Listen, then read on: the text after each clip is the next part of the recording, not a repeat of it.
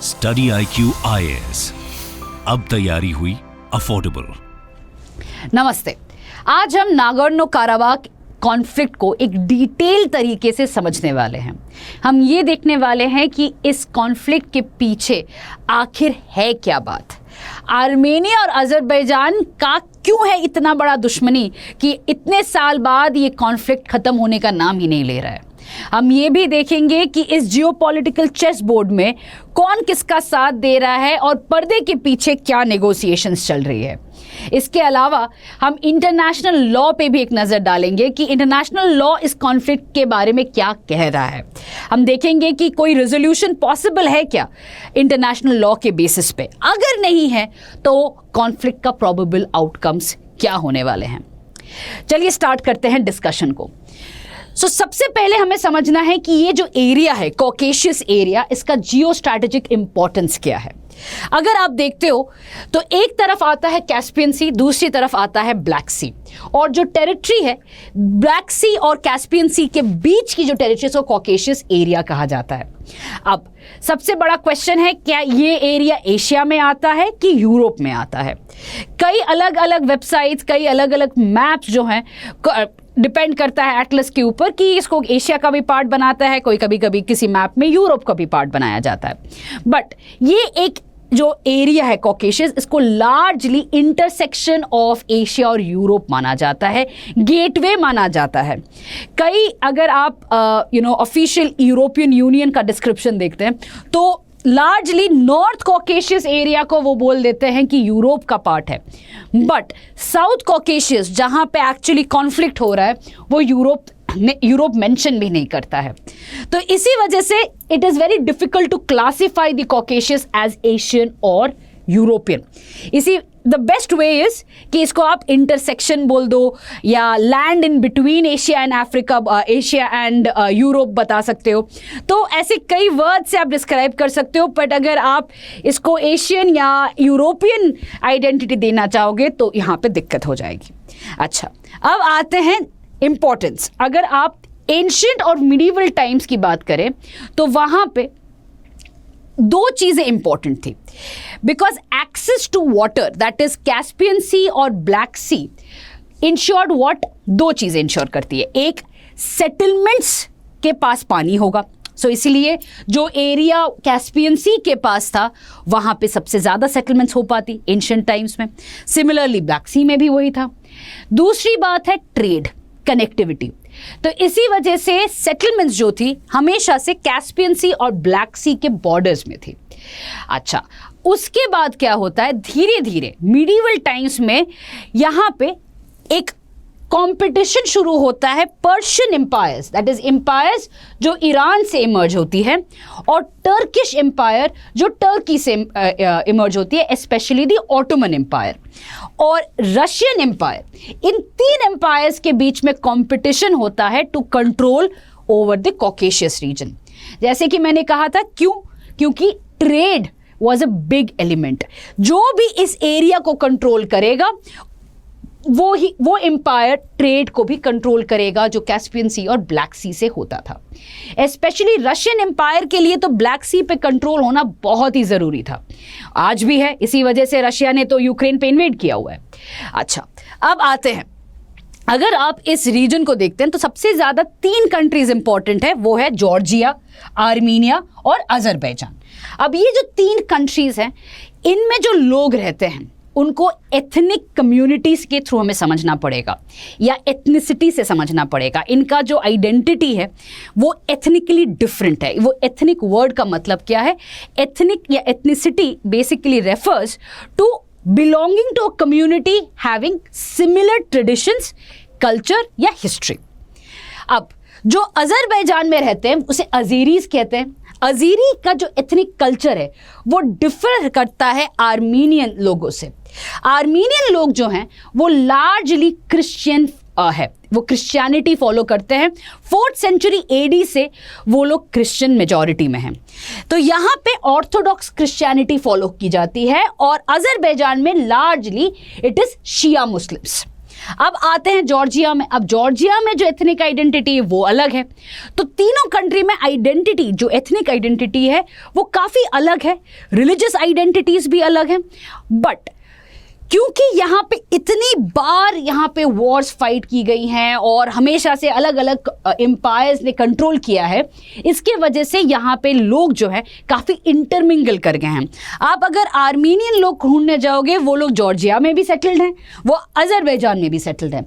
Similarly अजीरी लोग भी Georgia में सेटल्ड हैं और आर्मीनिया में भी सेटल्ड हैं। तो लोग सब जगह पे हैं। They have moved across during different empires. अच्छा, इसके अलावा यहाँ पे ये भी इम्पॉर्टेंट है ये समझना कि जो आर्मीनिया या अजरबैजान का जो कॉन्फ्लिक्ट है, जिसे लार्जली एथनिक कॉन्फ्लिक्ट कहा जाता है, वो एथनिक कॉन्फ्लिक्ट हिस्टोरिकली एक्चुअली आप ऑब्जर्व नहीं कर पाओगे। जो कॉन्फ्लिक्ट शुरू होती है वो शुरू होती है 1922-1923 के बाद। इसी वजह से इसको एथनिक कॉन्फ्लिक्ट कहना थोड़ा सा दिक्कत होता है। It is rather a conflict of territory. हाँ, बट टेरिटरी की वजह से एथनिक क्लेंजिंग जरूर हुआ है, उसको भी समझेंगे अभी। बट आगे डिटेल में समझने से पहले just want to bring to your attention, एक नया फाउंडेशन कोर्स स्टडी IQ लेके आया है, प्रीलिम्स टू इंटरव्यू कोर्स, जहां पे आपको 3 टाइप के कोर्सेज मिलेंगे। एक सिल्वर, विच इसका जो ड्यूरेशन है वो 18 महीने का है, उसका कॉस्ट है 23,999 रुपीज़। दूसरा है गोल्ड, जिसका ड्यूरेशन 30 मंथ्स का है, उसका कॉस्ट इज 26,999 रुपीज़। और तीसरा है प्लेटिनियम, जिसका ड्यूरेशन या एक्सेस हम बात करते हैं 42 मंथ्स का है, जिसका कॉस्ट इज 29,999 रुपीज़। अगर आप code DWLIVE that is DW live use करते हैं तो आप जब वेबसाइट में जाओगे, जो कोर्स का प्राइस है, अगर आप कोड यूज़ करोगे तो इमीडिएटली डिस्काउंट में आपको इन प्राइजेस में कोर्स मिल जाएगा। जैसे कि पहले भी था, अभी भी इस कोर्स में आपको बहुत सारा सपोर्ट मिलेगा, जैसे कि लाइव लेक्चर्स मिलेंगे बाय द बेस्ट फैकल्टी, आपको डेली आंसर राइटिंग मिलेगा, मेंटरशिप मिलेगा, crux hand written notes, MRP that's main residential program, कई सारे ऐसे फीचर्स हैं।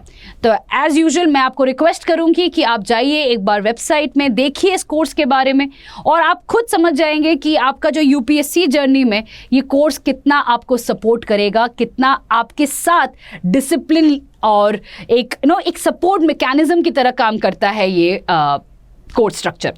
चलिए स्टार्ट करते हैं अभी डिस्कशन को। अच्छा, उससे पहले मेरे को ये भी बताना था कि ये सारे कोर्सेज स्टडी IQ के अभी ऐप में भी अवेलेबल है, जो आपको प्ले स्टोर या iOS में भी मिल जाएगा। एंड ये ऐप बेस, आप जो भी कोर्स आपको चाहिए, उसके फीचर्स, सबके डिटेल्स आपको इस ऐप में मिल जाएगा। अब आते हैं हिस्ट्री ऑफ आर्मीनिया। जैसे कि मैंने पहले ही बताया था कि इस कॉन्फ्लिक्ट में एक्चुअली 2 पार्टीज हैं, एक आर्मीनिया है और एक अजरबैजान है। तो पहले समझते हैं आर्मीनिया की कहानी। अगर हम आर्मीनिया की कहानी समझते हैं तो सबसे पहले तो हमें इस एरिया पे जो कॉन्फ्लिक्ट था उसको समझना पड़ेगा। तो जैसे मैंने पहले कहा था, एक था ऑटोमन एम्पायर या टर्किश एम्पायर, दूसरा है पर्शियन एम्पायर और तीसरा है रशियन एम्पायर। तो पहले अगर हम मिडिवल टाइम्स की बात करते हैं तो 1513 टू 1737 में ऑटोमन एम्पायर और पर्शियन एम्पायर के बीच में कंपटीशन चल रही थी to control Armenia and Azerbaijan region. अच्छा, इस दौरान ऑटोमन और पर्शियन वॉर के समय पे ये जो एरिया गवर्नरेट ऑफ एरिवान, इसको येरीवान भी कहा जाता है, ये आज के दिन मॉडर्न आर्मीनिया का यहीं पे है लोकेशन। तो येरीवान का जो एरिया है, if you look at it, 14 times it has got exchanged between Ottoman and the Persian empires. 14 बार it has changed between the 2 empires. उसके बाद आता है Russo Persian war, that is Russia और पर्शियन एम्पायर्स के बीच में वॉर। यहां पे भी इसी एरिया गवर्नरेट ऑफ एरिवान और गवर्नरेट ऑफ एलिजाबेथ पोल पे कॉन्फ्लिक्ट चलती रहती है। फाइनली कॉन्फ्लिक्ट खत्म होती है 2 ट्रीटी से, एक है गुलिस्तान ट्रीटी और एक है तुर्कमनचे ट्रीटी। और इन दोनों ट्रीटी के थ्रू ये जो एरिया है that is Yerevan finally Russian empire के पास चला जाता है। तो रशियन एम्पायर में चला जाता है। आज के दिन जो मॉडर्न डे आर्मीनिया है, it goes under the Russian empires territory. Now एक बार रशियन एम्पायर टेरिटरी में चला जाता है तो वहां पे जाके भी जो यहाँ पे लोग थे, so specially the Christian Armenians, उनको काफ़ी सारा राइट मिलता है, बिकॉज उस समय पे Russia was also orthodox Christian. तो rather than being with the Ottomans, जो ऑटोमन्स भी जो टर्की में एम्पायर था वो बेसिकली इस्लामिक एम्पायर था, पर्शियन एम्पायर भी इस्लामिक एम्पायर था। तो जब इन दोनों के साथ था तो येरेवान या आर्मीनिया का जो टेरिटरी था वहाँ के जो लोग थे वो माइनॉरिटी में थे।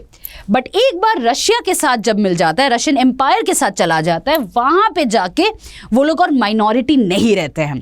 तो इसीलिए जब रशियन एम्पायर के अंडर जाता है तो आर्मीनिया एक्चुअली प्रॉस्पर करता है कंपेयर्ड टू अजरबैजान, वहाँ पे वो लोग सडनली माइनॉरिटी में आ जाते हैं। इसी वजह से अजरबैजान में काफ़ी दिक्कतें आती हैं, स्पेशली जब रशियन एम्पायर का पार्ट बनता है। बट अगर आप नोटिस करोगे तो ज़्यादा पार्ट नहीं जाता अजरबैजान का, पर्शियन एम्पायर का तभी भी कंट्रोल में रहता है थोड़ा सा, जो सदर्न पार्ट है। अब आते हैं first world war. First world war में क्या होता है कि ऑटोमन एम्पायर को एक बड़ा झटका मिलता है, जिसके वजह से ऑटोमन एम्पायर धीरे धीरे कोलैप्स भी करने लगता है फर्स्ट वर्ल्ड वॉर के एंड तक। अब ऑटोमन एम्पायर में एक ग्रुप थी CUP बोल के, committee of union and progress. उनके जो लीडर्स थे उनको लगा कि ये आर्मीनियन कम्युनिटी है जो ऑटोमन एम्पायर को धोखा दे रही है, और इसी वजह से दे स्टार्टेड मैसेकरिंग आर्मीनियंस जो बेसिकली इन सब प्रोविंसेस में रहते थे। अब उनको लगा कि ये कंट्री के अगेंस्ट धोखेबाज हैं, ये एम्पायर के अगेंस्ट है, और इसी वजह से जो एबल बॉडीड मेन थे सबसे पहले तो उनको उन्होंने मारना शुरू किया। उसके बाद जो औरतें थी या बच्चे थे उनको एग्जाइल कर दिया गया, बोला कि सीरियन डेजर्ट पे निकल जाओ, अदरवाइज हम यहाँ पे आपको मार देंगे। अब बिना खाना, बिना पानी, बिना कोई प्रोटेक्शन ये लोग सीरियन डेजर्ट में छोड़ दिए जाते हैं, और एज दे कीप वॉकिंग एक एक करके सब मरते रहते हैं। अब इसी को आर्मीनियन जेनोसाइड कहा जाता है। ये भी है कि about 1.5 million Armenians had actually died during this genocide. अब ये जो जेनोसाइड है, जिसके इसी की वजह से टर्की और आर्मीनिया में करंट डे में भी रिलेशंस अच्छे नहीं हैं। आर्मीनिया ने हमेशा टर्की से बोला है कि हमें एक अपॉलॉजी चाहिए जेनोसाइड के लिए, बट टर्की ने बोला है ऐसा कुछ हुआ ही नहीं था, जेनोसाइड तो हुआ ही नहीं था, ये तो गलत चीज़ है, ऑटोमन एम्पायर में ऐसा कुछ हुआ ही नहीं था, और अगर होता भी है वो एम्पायर की गलती नहीं थी, वो कुछ लोगों की गलती थी। तो इसी वजह से आर्मीनिया और टर्की का आज के दिन में भी इशू चलती रहती है।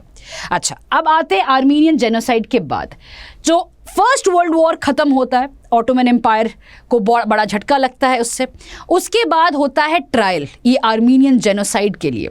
उस ट्रिब्यूनल में या ट्रायल के समय ये देखा जाता है कि एम्पायर की कोई गलती नहीं थी, वो CUP जो कमिटी ऑफ यूनियन प्रोग्रेस की उनकी गलती थी, तो उनकी कुछ लीडर्स को डेथ सेंटेंस मिला जाता है।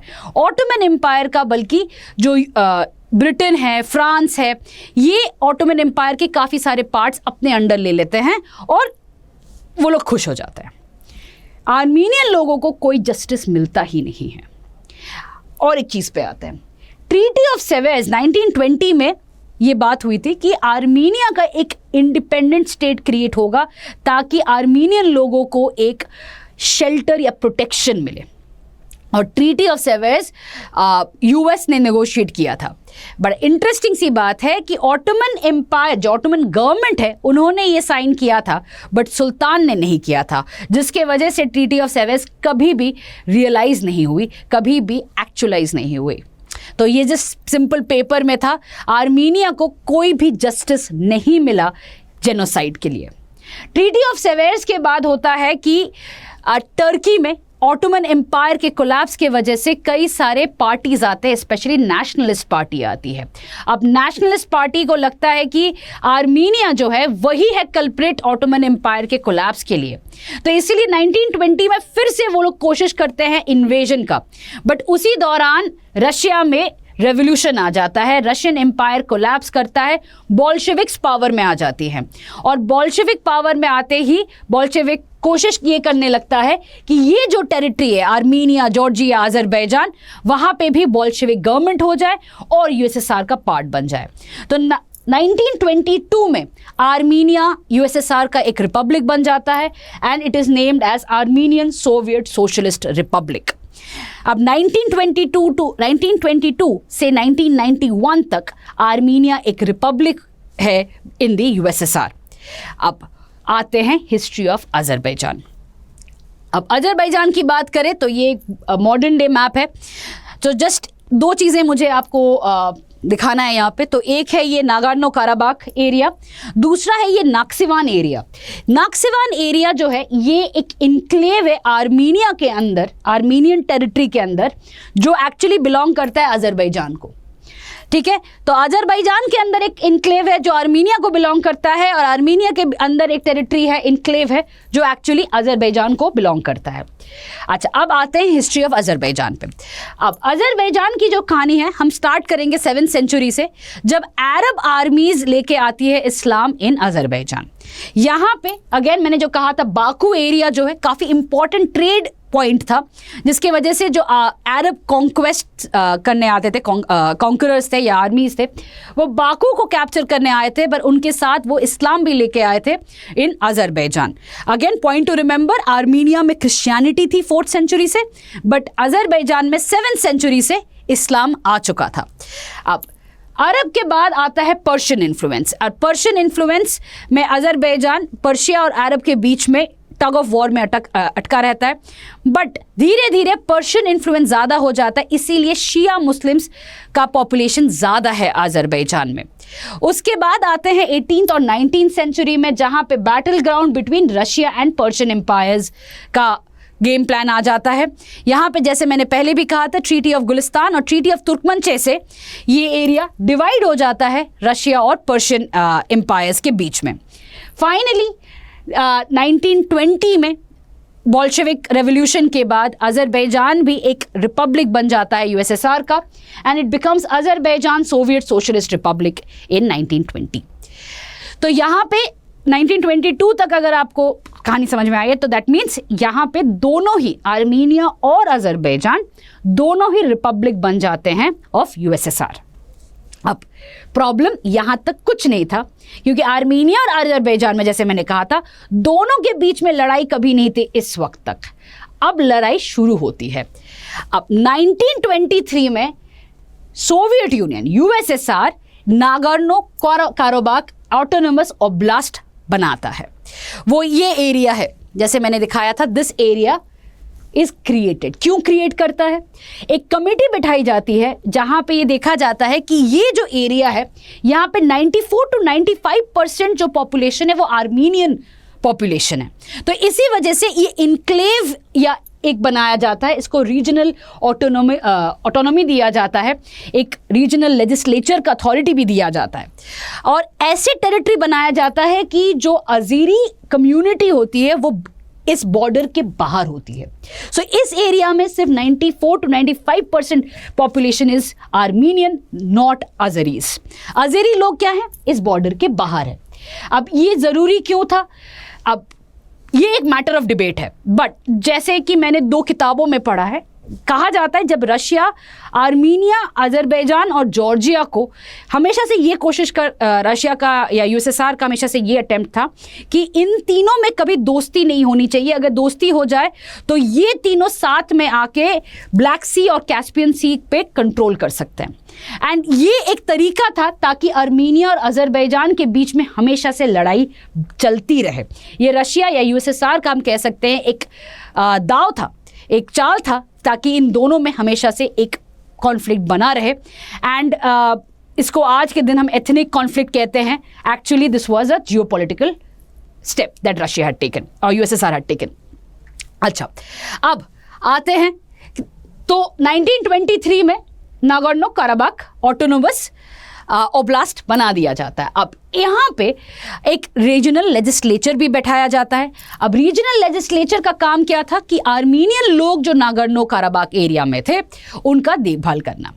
अच्छा, अब 1985 में रशिया में पॉलिसीज आने लगती हैं, जैसे कि ग्लासनोस्ट और पेरेस्ट्रोइका।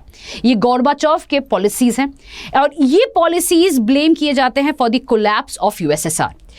तो ग्लासनोस्ट और पेरेस्ट्रोइका ऐसे दो पॉलिसीज हैं जहां पे basically the attempt was to open the economy of USSR, और ये जो स्टेप था वो बहुत ही रैडिकल था for USSR to actually maintain its socialist character, और इसी के वजह से धीरे धीरे कोलैप्स होने लगता है। रिपब्लिक्स कहने लगती हैं कि हमें और नहीं रहना यूएसएसआर के साथ, हमें अभी आज़ादी चाहिए। इसके वजह से ब्रेकिंग अप हो जाता है ऑफ वेरियस रिपब्लिक्स। तो 1988 में ऑलरेडी साइंस ऑफ यूएसएसआर का कोलैप्स दिखने लगा था। इसी वजह से आर्मीनिया और अजरबैजान भी यहाँ पे आ गए थे कि भैया हमें अलग होना है। बट अलग तो होना है, अग्रीड है, बट नागोर्नो काराबाख का क्या होने वाला है? तो नागोर्नो काराबाख का जो रीजनल लेजिस्लेचर था, उन्होंने कहा कि भाई अगर आप अलग हो रहे हो तो हमें तो आर्मीनिया के साथ जाना है। अजरबैजान ने कहा कि भाई ये कैसे हो सकता है, पार्ट तो हमारा है, क्योंकि हमारा जो टेरिटरी है उसके अंदर है ये, हम तो नहीं जाने देंगे। But regional legislature of Nagorno Karabakh ने कहा नहीं, हमें तो आर्मीनिया जाना है। अब 1991 में जब कोलैप्स ऑफ यूएसएसआर इमिनेंट हो जाता है, वहाँ पे अजरबैजान ने क्या किया कि स्टेटस, जो रीजनल ऑटोनॉमी का स्टेटस था नागोर्नो काराबाख का, वो हटा देता है और ये बोलता है कि it is a part of the territory of Azerbaijan. ठीक है, तो जो एनक्लेव था उसका बॉर्डर सब हटा दिया जाता है, रीजनल लेजिस्लेचर को हटा दिया जाता है और बोलता है कि नहीं, it is a continuous territory of Azerbaijan. अब यहां से शुरू होती है अजरबैजान और आर्मीनिया की first war of Nagorno Karabakh. अब फर्स्ट वॉर 1991 टू 1993 तक लार्जली माउंटेन वॉरफेयर था, गुरिल्ला वॉरफेयर था, बट 1993 में बात और फैल जाती है और बड़ा हो जाता है। एंड धीरे धीरे आर्मीनिया क्या करता है कि जो area of area under Azerbaijan, जो लोकेशंस हैं नागोर्नो काराबाख के आजू बाजू, वो सब ऑक्यूपाई करने लगता है। कहा जाता है कि 20% of Azerbaijan specially near this region was occupied by Armenia by 1993। अब यहाँ पे कई सारे कंट्रीज स्पेशली यूएस, फ्रांस बहुत कोशिश कर रहे थे कि इस कॉन्फ्लिक्ट को यहीं पे रोक दिया जाए, बट फाइनली रशिया ही आता है और रशिया दोनों को बैठा के पीस या सीज फायर डिक्लेयर करने की बात करता है। तो बिश्केक प्रोटोकॉल जो है वो रशिया नेगोशिएट करता है, ब्रोकर करता है सीज फायर, और ये कहा जाता है, रशिया ये कहता है कि Nagorno Karabakh de facto independent रहेगा। और ये भी होता है कि यहाँ पे दैट इज इस जगह पे स्टेफानाकर्ट में नागोर्नो काराबाख का कैपिटल रहेगा, गवर्नमेंट भी यहीं पे रहने वाली है। But economically, politically, militarily, financially it will be always dependent on Armenia. तो नागोर्नो काराबाख को ये अग्रीड था, बट आर्मीनिया यहाँ पे as I said first Nagorno Karabakh का जो वॉर था वो टेक्निकली जीत चुका था, क्योंकि कई सारे एरियाज आर्मीनिया के ऑक्यूपाई के अंदर था। But as per the cease fire, apart from the Nagorno Karabakh और द लाचिन कॉरिडोर, आर्मीनिया ने सब वापस कर दिया था अजरबैजान को। ठीक है, तो ये हो गया फर्स्ट वॉर। अच्छा, अब आते हैं सेकेंड वॉर पे। सेकेंड वॉर होता है सितंबर 2020 में। सितंबर 2020 में अजरबैजान कहता है कि नागोर्नो काराबाख एरिया से बहुत सारे ऐसे रैडिकल ग्रुप्स आ रहे हैं जो इंस्टेबिलिटी क्रिएट कर रहा है अजरबैजान में, जिसके वजह से फिर से अजरबैजान और आर्मीनिया के बीच में नागोर्नो काराबाख के ऊपर वॉर होता है। अब यहाँ पे भी रशिया एक डील लेके आता है नवंबर 2020 में। अब यहाँ पे क्या होता है कि अजरबैजान ऑफिशियली जीतता है, आर्मीनिया नहीं जीत पाता है। एंड अजरबैजान ये क्लेम करता है कि जो नागोर्नो काराबाख एरिया है वो टेरिटोरियली अजरबैजान का है रादर देन आर्मीनिया। एंड जो इसी वजह से जो डील ब्रोकर होती है, इसी वजह से आर्मीनिया एक बैक स्टेप ले लेता है। अजरबैजान कहता है कि भैया जो टेरिटरी उन्होंने लॉस किया था 2 डिकेड्स अगो, वो अजरबैजान के पास आना चाहिए। तो रशिया कहता है कि ठीक है, लेट्स गो बैक। आर्मीनिया को बोलता है कि आप भी हट जाइए, और रशिया क्या करता है, अपने पीस कीपर्स भेज देता है टू मेंटेन पीस। एंड ये इस अकॉर्डिंग टू दिस अग्रीमेंट जो लाचिन कॉरिडोर है, जो यहाँ पे लाचिन कॉरिडोर में भी रशियन पीस कीपर्स का प्रेजेंस आ जाता है, ताकि जो कनेक्टिविटी है of Nagorno Karabakh with Armenia continue रह पाए। ठीक है, तो ये हो गया रशिया। अगेन सेकंड जो कॉन्फ्लिक्ट था, सेकंड जो वॉर था, उसको भी सीज फायर के थ्रू डील कर लेता है रशिया। यहाँ पे एक दूसरे ग्रुप का मेंशन करना बहुत ज़रूरी है, जिसका नाम है मिन्स्क ग्रुप। अब मिन्स्क ग्रुप के मेंबर्स कौन हैं? यूएस, फ्रांस और रशिया। ये तीनों कंट्रीज एक साथ आके 1994 से कोशिश कर रही है कि आर्मीनिया और अजरबैजान के बीच में जो लड़ाई है उसको रिजॉल्व किया जा सके, बट ये ग्रुप आज तक सक्सेसफुल नहीं हुई है। रशिया इंडिपेंडेंटली दोनों को बैठा के रिजॉल्व कर पाती है, बट इस ग्रुप के थ्रू नहीं कर पाती है। द रीजन बीइंग, रशिया, अगर आप ये मतलब रशिया का फॉरेन पॉलिसी देखते हो तो रशिया ऑलवेज वॉन्ट्स की जो उनके नेबरहुड में है वो रशिया के स्फीयर ऑफ इन्फ्लुएंस में रहे, रैदर देन यूएस या यूएस के एलाइज में। ग्रुप तो बनी है, बट ग्रुप ने आज तक कोई भी सक्सेसफुल काम नहीं कर पाया है अबाउट आर्मीनियन अजरबैजान। रशिया खुद ही करता है एज अ मीडिएटर। अच्छा, यहाँ तक आपको समझ में आ गया होगा। अब आते हैं 2022 की कहानी में। 2022 में क्या हुआ था? दिसंबर में अजरबैजान ने लाचिन कॉरिडोर को ब्लॉक कर दिया और ये कहा कि लाचिन कॉरिडोर में जो रशियन पीस कीपर्स थे वो लोग ठीक से काम नहीं कर रहे थे, तो अजरबैजान की जो मिलिट्री है वो वहाँ पे पहुँच गई और एक ब्लॉकेड क्रिएट किया। ये ब्लॉकेड पहले धीरे सामान आने जाने देती थी, लोग आने जाने देते थे, बट जून महीने से 15 जून 2023 से कंप्लीट ब्लॉकेड कर दिया ऑफ द लाचिन कॉरिडोर। इससे क्या हुआ कि ना खाना आ पाएगा, ना मेडिसिन्स, ना ही जो रशियन पीस कीपर्स बाहर थे वो नहीं आ पा रहे थे। तो एक कंप्लीट कट ऑफ हो गया था नागोर्नो काराबाख फ्रॉम आर्मीनिया। और अजरबैजान कहता गया कि ये ज़रूरी है क्योंकि इसी कॉरिडोर से वेपन सप्लाई होती है नागोर्नो काराबाख के जो मिलिटेंट ग्रुप्स हैं। आर्मीनिया कहने लगे कि भाई this is a crime against humanity, क्योंकि आप खाना मेडिसिन नहीं पहुंचाने दे रहे हो to the people of Nagorno Karabakh. तो आर्मीनिया यहाँ पे कहने लगा ये तो एक क्राइम अगेंस्ट ह्यूमैनिटी है, ये वायलेंस है, इंटरनेशनल कम्युनिटी कुछ करना चाहिए, बट कुछ हो नहीं रहा था। यहाँ पे इंपॉर्टेंट है ये समझना कि दो चीज़ें जियोपॉलिटिकली साथ में हो रही थी इस समय पे। रशिया काफ़ी प्री ऑक्यूपाइड था यूक्रेन इन्वेजन को लेके, तो रशिया का ध्यान कंप्लीटली यूक्रेन पे था। यहाँ पे क्या हो रहा था, इतना वो फोकस नहीं कर पा रहा था। दूसरी चीज़, यहाँ पे आर्मीनिया का जो प्राइम मिनिस्टर है उसके साथ पुतिन का तू में शुरू हो चुका था 2022 से। क्यों होने लगा था? क्योंकि आर्मीनिया यूएस के साथ एक स्ट्रॉन्ग रिलेशन बनाने की कोशिश कर रहा था, trade relation, military defence relation, and basically एक स्ट्रॉन्ग बायलैटरल रिलेशन बनाने की काफ़ी कोशिश कर रहा था, जो रशिया को एकदम पसंद नहीं था। इसी वजह से पुतिन ने बार बार बोला था आर्मीनिया को कि भाई मत करो, यूएस को यहाँ पे एंटर मत करने दो, बट आर्मीनिया ने नहीं सुना। इसी वजह से जो आर्मीनियन प्राइम मिनिस्टर है और Putin, that is the premier of Russia, उन दोनों में काफ़ी टेंशन शुरू हो गई थी। और अजरबैजान एकदम परफेक्ट अपॉर्चुनिटी देखा अपने लिए कि पहला तो रशिया और आर्मीनिया में टेंशन, उसके ऊपर रशिया का pre occupation with Ukraine, perfect मौका है कि इस कॉन्फ्लिक्ट को once and for all resolve कर दिया जाए। और इसी वजह से 2023 में जून में सबसे पहले तो ब्लॉकेड को और स्ट्रिक्ट किया गया, उसके बाद धीरे धीरे इस एरिया में, that is Nagorno Karabakh area में मिलिट्री ऑफेंसिव शुरू कर दिया। अब फाइनली 19 सितंबर 2023 में ये मिलिट्री ऑफेंसिव एस्केलेट करता है और अजरबैजान एस्केलेट करता है, और 2 दिन में ये मिलिट्री ऑफेंसिव पूरी तरह से मिलिटेंट ग्रुप्स को हटा देता है। अब मिलिटेंट ग्रुप्स को मैं कोट्स में डाल रही हूं क्योंकि अजरबैजान के अकॉर्डिंगली ये मिलिटेंट ग्रुप्स थी, बट जब तक रीजनल, दैट इज यहाँ के नागोर्नो काराबाख का जो लेजिस्लेचर था, उन्होंने बोला कि भाई और मिलिट्री ऑफेंसिव नहीं क्योंकि हमारे लोग मारे जा रहे हैं, तब तक ये मिलिट्री ऑफेंसिव चलता गया।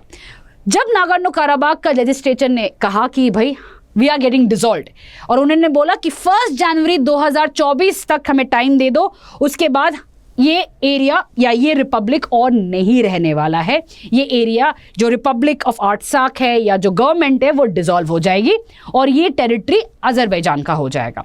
जब तक ये अग्रीमेंट नहीं आया तब तक ये मिलिट्री ऑफेंसिव चलता गया। इसीलिए जैसे मैंने कहा कि ये मिलिटेंट्स के अगेंस्ट था, ये तो सिर्फ कहने की बात है। It was a pressure tactic to actually pressurise the regional legislature here till the time they accepted the demands. और आर्मेनिया भी सपोर्ट नहीं कर पा रहा था क्योंकि लाचिन कॉरिडोर कट ऑफ हो गया था। रशिया यहाँ पे कुछ कर नहीं पा रहा था, तो अजरबैजान ने पूरी तरह से मिलिट्री ऑफेंसिव करके ये काम जो कॉन्फ्लिक्ट था अपने अकॉर्डिंगली रिजॉल्व कर लिया। अब 28 सितंबर 2023 में रिपब्लिक ऑफ आर्टसाक, जिसे बेसिकली नागोर्नो काराबाख को ही रिपब्लिक ऑफ आर्टसाक ही कहा जाता है। Artsakh is a historical name of Armenia का सबसे हिस्टोरिकल जो रीजनल इंपॉर्टेंस वाला एरिया को आर्टसाक ही कहते हैं। तो रिपब्लिक ऑफ आर्टसाक ने कहा कि भाई हमें 1 जनवरी तक टाइम दे दो, हम डिसॉल्व हो जाएंगे।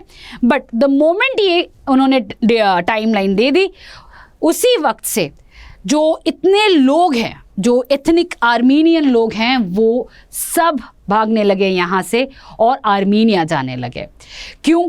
क्योंकि उनको पता चल गया कि उनके पास कुछ ही महीनों का या हफ्ते का टाइम है, अदरवाइज आज़ेरी लोग फिर से वॉर शुरू कर देंगे। इसी वजह से यहाँ पे एथनिक क्लेंजिंग का वर्ड यूज होता है। एथनिक क्लेंजिंग मतलब एक एथनिक कम्युनिटी को कंप्लीटली हटा देना, इधर फोर्सफुल इवैक्यूएशन के वजह से या थ्रू मैसेकर की वजह से। यहाँ पे अजरबैजान ने प्रेशर टैक्टिक्स से एक फोर्सफुल इवैक्यूएशन करवाया है। इसी वजह से ये बार बार एथनिक क्लेंजिंग का वर्ड यूज होता है। ठीक है, अब आते हैं कि इस जियोपॉलिटिकल चेस बोर्ड में कौन किसको सपोर्ट करता है।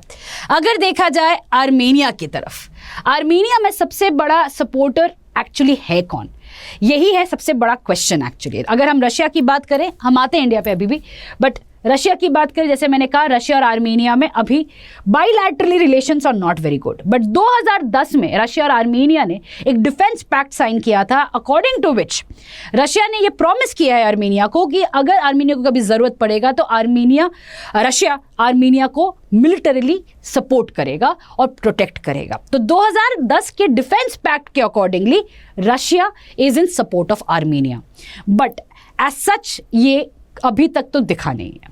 ठीक है, दूसरे आते हैं पॉइंट पे आते हैं यूरोपियन यूनियन का।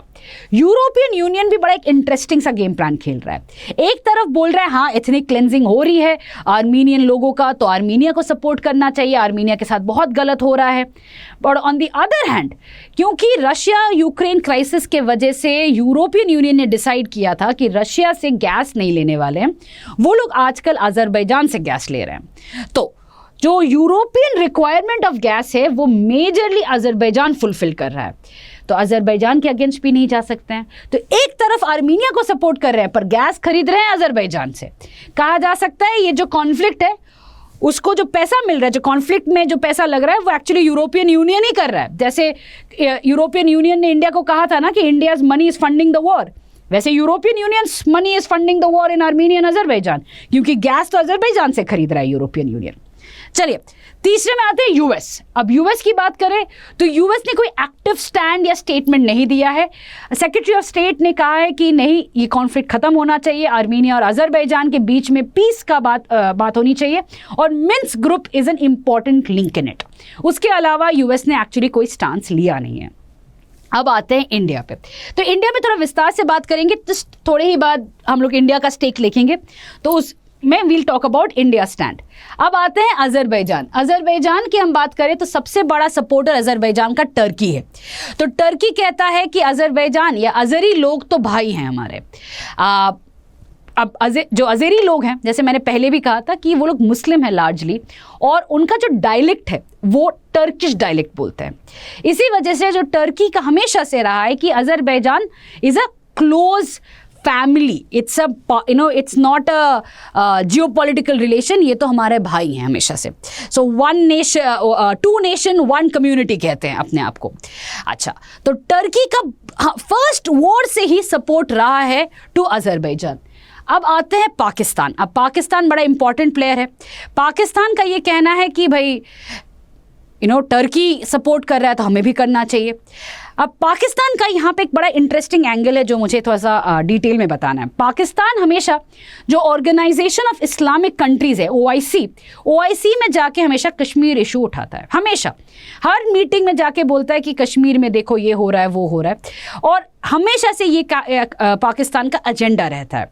इंटरेस्टिंग बात ये है कि पाकिस्तान ये भी कहने लगता है कि जैसे अजरबैजान में हो रहा है नागोर्नो कराबाख को लेके, वैसे ही पाकिस्तान में हो रहा है कश्मीर को लेके। तो इन दोनों कॉन्फ्लिक्ट्स का सिमिलैरिटी निकाल के पाकिस्तान ये इशू बार बार इंटरनेशनल इंस्टीट्यूशंस में रेज करता है, और इसी वजह से पाकिस्तान का सपोर्ट अजरबैजान के साथ है। अच्छा, इस सपोर्ट के पीछे पाकिस्तान ने नॉट ओनली मिलिट्री सपोर्ट दिया हुआ है, शेल्स दिए हुए हैं, मिसाइल लॉन्चर्स दिए हुई हैं, apart from that drone technology भी दी हुई है, बट इंटरनेशनल सपोर्ट भी करता है अजरबैजान को on the Nagorno Karabakh issue. अब यहाँ पे अगर आप देखते हो सबसे ऑड मैन आउट इजराइल है। इजराइल क्यों है? क्योंकि अगर देखा जाए तो टर्की और इजराइल का रिलेशन इतना अच्छा नहीं है। पाकिस्तान और इजराइल के बीच में तो कोई रिलेशन है ही नहीं। पाकिस्तान तो इजराइल को रिकॉग्नाइज ही नहीं करता है। There is no political relation. Pakistani passport पे आप देखोगे तो लिखा रहता है कि this passport is valid everywhere except Israel. तो इजराइल और पाकिस्तान में तो 36 का आंकड़ा है, पॉसिबल ही नहीं है रिलेशन का। बट इंटरेस्टिंग बात है कि दोनों अजरबैजान को सपोर्ट करता है। क्यों करता है? इजराइल वेपन सप्लाई करता है अजरबैजान को। 70% ऑफ अजरबैजान के जो वेपन्स है आज के दिन वो आता है इजराइल से, and Israel is basically supporting Azerbaijan on market compulsions. वो सिर्फ और सिर्फ अपना ट्रेड देख रहा है, कॉन्फ्लिक्ट से उनका कोई लेना देना नहीं है। ठीक है, तो कह सकते हो कि इजराइल का भी सपोर्ट है, but it is largely trade, that is arms trade related.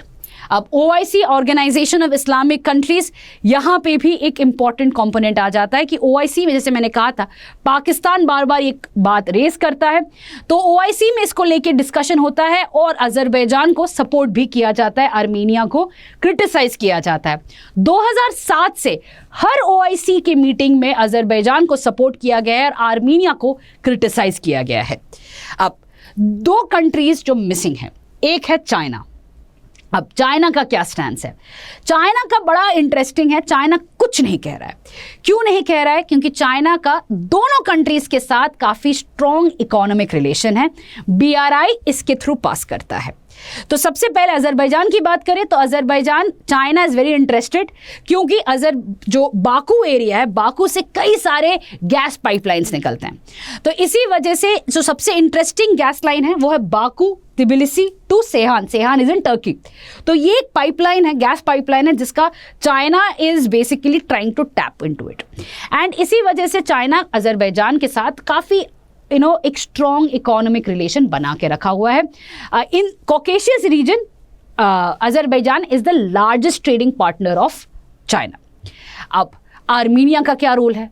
Armenia को बीआरआई प्रोजेक्ट के अंडर पे चाइना ने बहुत सारा लोन दिया है। इसी वजह से आर्मीनिया को हम ये भी कह सकते हैं कि it's under debt trap actually. तो कई सारे loan, Chinese loans are there in Armenia. तो दोनों कंट्रीज इसीलिए इंपॉर्टेंट है चाइना का। चाइना ये नहीं चाहेगा कि इकोनॉमिक पार्टनर हट जाए या जिसको लोन दिया है वो हट जाए, इसीलिए चाइना एकदम चुप है। चाइना का कोई स्टेटमेंट नहीं आया है ऑन आर्मीनिया अजरबैजान कॉन्फ्लिक्ट। अब आते हैं ईरान पे। अब ईरान, जो उनको पता है, ईरान का अगर आप देखते हो तो ईरान ने भी एज सच कोई स्टेटमेंट नहीं दिया है, बट ईरान का जो फॉरेन पॉलिसी कैलकुलेशन है वो काफ़ी हिस्टोरिकल रहता है। They are always looking into history. उनको हमेशा लगता है कि देखो पर्शियन एम्पायर ने क्या हिस्ट्री थी, तो पर्शियन एम्पायर का कंट्रोल था आर्मीनिया और अजरबैजान के ऊपर, बट आज के दिन हम नहीं कर पा रहे हैं। तो हमेशा से एक हिस्टोरिकल कॉम्पोनेंट रहता है उनका।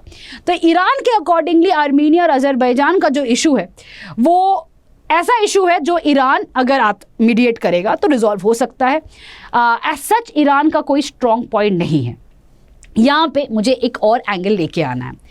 ईरान का ये इसीलिए साइलेंट है क्योंकि ईरान का जो ट्रेड या ट्रांजिट रूट है, चाबहार पोर्ट से कैस्पियन सी के पास या चाबहार पोर्ट से ब्लैक सी के थ्रू, वो अजरबैजान और आर्मीनिया के थ्रू ही जाने वाले हैं।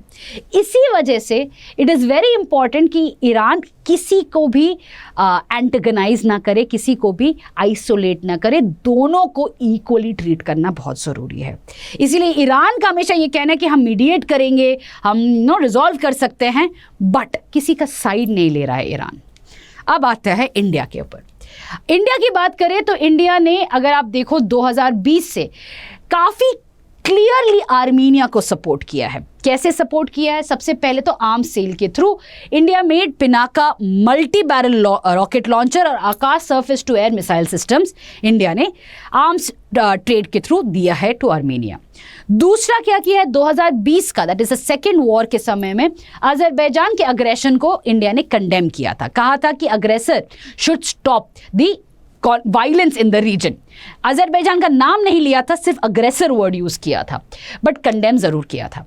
अब अभी का जो कॉन्फ्लिक्ट चल रहा है, मिलिट्री ऑफेंसिव चल रही है, यहाँ पे इंडिया ने कोई पॉलिटिकल स्टेटमेंट नहीं रिलीज की है, इसीलिए इसको स्ट्रैटेजिक साइलेंस कहा जाता है। What is strategic silence? जहाँ पे silence is used as a strategy, as a tactic.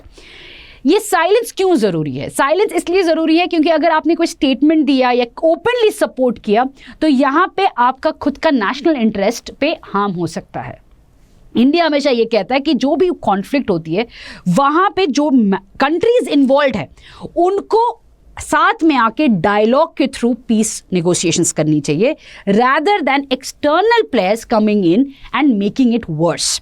हमेशा से इंडिया का यही कहना है, जब भी एक्सटर्नल प्लेयर्स आए हैं तभी कॉन्फ्लिक्ट वर्स हुआ है। इसी वजह से जब कॉन्फ्लिक्ट बाइलैटरल है, बाइलैटरल ही रिजॉल्व हो सकता है। ज़्यादा से ज़्यादा रीजनल प्लेयर्स को आप ला सकते हो, बट सुपर पावर्स को नहीं आने देना चाहिए, ठीक है? तो इंडिया इसीलिए से स्ट्रैटेजिक साइलेंस मेंटेन करता है। अब यहाँ पे और एक चीज़ इंपॉर्टेंट है, इंडिया का INSTC प्रोजेक्ट, जो बेसिकली क्या है? International north south transport corridor, जो इंडिया से निकल के चाबहार पोर्ट, ईरान में चाबहार पोर्ट से थ्रू कैस्पियन सी जाता है। अब ये ऑफिशियल जो रोड मैप है वो बेसिकली बाकू होते हुए रशिया जाता है। अगर अजरबैजान, क्योंकि पाकिस्तान सपोर्ट कर रहा है अजरबैजान को, इंडिया को इसीलिए डर है कि अगर अजरबैजान चला जाता है पाकिस्तान की तरफ तो इंडिया को ऑल्टरनेट रूट ढूंढना पड़ेगा, which is going to be via Armenia, and that is another reason why India strategic silence opt कर रहा है। अब इंडिया को ये भी पता है, ये जो आर्मीनिया और अजरबैजान में अगर इंडिया ने ओपनली आके आर्मीनिया का सपोर्ट किया और पाकिस्तान ने अजरबैजान को किया तो एक प्रॉक्सी वॉर शुरू हो जाएगी इंडिया और पाकिस्तान के बीच में इस रीजन पे, जो इंडिया एब्सोल्युटली नहीं चाहेगा। As a responsible country India को पता है कि प्रॉक्सी वॉर करके यहाँ इस रीजन को कंप्लीटली डिस्टेबलाइज करके किसी को फ़ायदा नहीं होने वाला है। बट पाकिस्तान अजरबैजान को बार बार सपोर्ट करके और कश्मीर इशू के साथ सिमिलैरिटी निकाल के ये प्रॉक्सी वॉर करने की काफ़ी कोशिश कर रहा है। तो this is basically India stand on this conflict. आगे बढ़ते हैं। अब इंटरनेशनल लॉ क्या कहता है? इंटरनेशनल लॉ के अकॉर्डिंगली अजरबैजान ने क्या क्लेम किया है? अजरबैजान ने कहा है कि ये जो कॉन्फ्लिक्ट है ये basically principal of territorial integrity के ऊपर है, कि जो टेरिटरी है उसका इंटीग्रिटी इज पैरामाउंट। अब यूएन चार्टर आर्टिकल 2 क्लॉज 4 में ये लिखा हुआ है कि principal of territorial integrity is sacrosanct, कोई भी इसको चैलेंज या हार्म नहीं कर सकता है। तो इसी वजह से अजरबैजान बार बार यही प्रिंसिपल पे कॉन्फ्लिक्ट को जस्टिफाई करता है। On the other hand Armenia क्या कहता है? आर्मीनिया कहता है principle of right to self determination और having its self government, and ये है यूएन चार्टर में आर्टिकल 1 क्लॉज 2 में, जहाँ पे बार बार ये कहा गया है कि जो लोग हैं अगर वो सेल्फ गवर्नमेंट की तरफ, सेल्फ डिटर्मिनेशन की तरफ जाना चाहते हैं तो उनके पास ये राइट है, ठीक है? तो दोनों ने यूएन चार्टर के क्लॉजेस को या प्रिंसिपल्स को यूज करके ये कॉन्फ्लिक्ट को जस्टिफाई करने की कोशिश की है। बट इंटरनेशनल लॉ में जो लिखा हुआ है उसके अलावा एक और चीज इंपॉर्टेंट होती है, वो है कस्टम्स। दैट इज जो चीज़ बार बार कंट्रीज करती रहती हैं एज कस्टम्स या प्रैक्टिस, उसको देखना बहुत ज़रूरी है। तो दो चीज़ें यहाँ पे एग्जाम्पल की तरह मैं लेना चाहती हूँ। एक है हेलसिंकी फाइनल एक्ट 1975 वाला। According to this act principle of territorial integrity is more important, क्योंकि जो लड़ाई होती है, कॉन्फ्लिक्ट होता है इंटरनेशनली, वो हमेशा टेरिटोरियल इंटीग्रिटी को चैलेंज करके ही होता है। तो सो इंटरनेशनल पीस के लिए ये प्रिंसिपल सबसे ज्यादा इंपॉर्टेंट है, राइट टू सेल्फ डिटर्मिनेशन से भी ज्यादा इंपॉर्टेंट है। ये सैक्रोसैंक्ट है, इसको चैलेंज नहीं किया जा सकता है। दूसरा चीज, यूएन रेजोल्यूशन 1514, ये जो रेजोल्यूशन था वो डीकोलोनाइजेशन के लिए था, कि जो डीकोलोनाइजेशन हो रही है, प्रोसेस चल रही है, यहाँ पे इंडिपेंडेंट कंट्रीज आ रही हैं, उनका जो टेरिटोरियल इंटीग्रिटी है दैट इज सैक्रोसैंक्ट। तो इस रेजोल्यूशन में भी यही कहा जाता है कि टेरिटोरियल इंटीग्रिटी को चैलेंज नहीं किया जा सकता है on the basis of principle to self determination. But ये डिबेट चलता रहता है हमेशा, यही इसी बात पे यूएन में भी कभी भी रेजोल्यूशन आती है टेरिटोरियल इंटीग्रिटी की, तो हमेशा से इसी को लेके डिबेट होता है। बट कस्टम्स ये कहती हैं या प्रैक्टिस ये कहती है based on these two that Azerbaijan का जो प्रिंसिपल ऑफ टेरिटोरियल इंटीग्रिटी का जस्टिफिकेशन है उसे पैरामाउंट या सैक्रोसैंक्ट देखा जाएगा rather than सेल्फ डिटर्मिनेशन।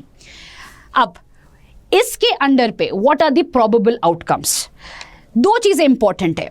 बात तो यह है कि हाँ, अजरबैजान अभी नागोर्नो काराबाख या रिपब्लिक ऑफ आर्टसैक में प्रेजेंट है और 1 जनवरी 2024 तक टाइम लिया गया है for the actual dissolution of the government. 1 जनवरी काफी दिन है अभी, यहां पे पत्ते कब चेंज होंगे, क्या मूव होगा, कोई नहीं बता सकता है। हमें नहीं पता कि रशिया का क्या स्टेप रहेगा, हमें यह नहीं पता कि इस कॉन्फ्लिक्ट को देखते हुए यूएस क्या स्टेप लेगा। तो इसी वजह से इट्स वेरी इंपॉर्टेंट कि हम इस कॉन्फ्लिक्ट को अभी द एंड ना लिख दें, हमें वेट करना पड़ेगा अभी भी till January 2024 to see actually क्या हो रहा है। आर्मीनिया ने 2-3 दिन पहले यूरोपियन यूनियन में जाके कहा है कि भैया सैंक्शंस लगाओ अजरबैजान पे, क्योंकि क्राइम्स अगेंस्ट ह्यूमैनिटी हो रहा है। आर्मीनिया ने यह भी कहा है कि अगर यूरोपियन यूनियन नहीं सुनता है तो ये केस लेके वो आईसीजे तक जाएगा। तो आर्मीनिया बार बार कोशिश कर रहा है कि ये केस यहां पे या कॉन्फ्लिक्ट यहां पे खत्म ना हो, ये कंटिन्यू करे। तो अजरबैजान का ये जो विक्ट्री है वो अभी भी श्योर नहीं है, इसीलिए इसको वॉर ऑफ अपॉर्चुनिटी कहा जा रहा है, क्योंकि एज सच तो अभी ऑफेंसिव खत्म हो चुका है, Azerbaijan is in a stronger point, but अभी शुरू होता है war of opportunity. Her country देखेगा कि उनका क्या अपॉर्चुनिटी है इस कॉन्फ्लिक्ट में। चाइना देखेगा कि क्या कर सकता है, यूएस देखेगा कि अरे फैंटास्टिक अपॉर्चुनिटी है, यहाँ पे अगर मैं आ जाता हूँ तो रशिया के नेबरहुड में आके मैं चैलेंज कर सकता हूँ। यूरोपियन यूनियन देखेगा कि भैया मेरा गैस सप्लाई तो ना रुके। तो हर कंट्री यहाँ पे अपना अपना फायदा देख के, अपॉर्चुनिटी देख के इस कॉन्फ्लिक्ट के अंदर पैर रखने वाला है। और फायदा सबका क्या है कि ये कॉन्फ्लिक्ट चलता रहे, क्योंकि अगर कॉन्फ्लिक्ट रिजॉल्व हो जाता है तो आर्मीनिया और अजरबैजान का जो रिलेशन है धीरे धीरे स्टेबलाइज हो जाएगा और किसी को भी ये अपॉर्चुनिटी नहीं मिलेगी to control the gas fields of Caspian C.